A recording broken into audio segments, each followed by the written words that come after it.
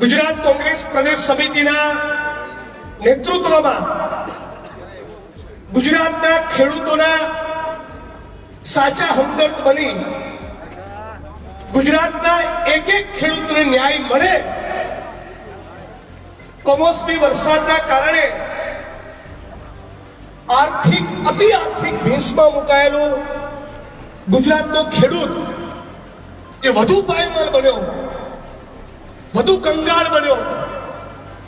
અને છતાં ગુજરાતના મુખ્યમંત્રી ભૂપેન્દ્રભાઈ પટેલની સરકારે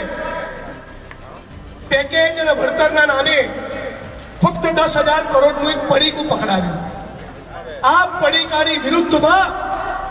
સમગ્ર ગુજરાતની જનતાને જગાડવા અને ખાસ કરીને ભાગિયાઓ, ખેત મજૂરો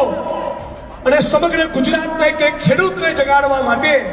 ગુજરાતના દરેકે દરેક ખેડૂતના દેવા માફ થાય અને જગતનો તાત ગુજરાતનો ખેડૂત પણ એ સાચા અર્થમાં સંપન્ન અને સમૃદ્ધ બને, એવી વાત સાથે, એવા વિચાર સાથે સોમનાથથી નીકળેલી આ કિસાન આક્રોશ રેલી, આ ખેડૂતોની યાત્રા એ આજે દ્વારકા પહોંચી છે. ત્યારે લાલજીભાઈ દેસાઈ, પાલ આંબલિયા, અમિતભાઈ, પરેશભાઈ, વિક્રમભાઈ,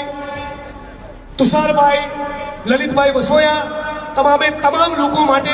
તમામ કોંગ્રેસ પક્ષના જુજારુ સાથીઓ માટે જેમણે સંનિષ્ઠ પ્રયત્ન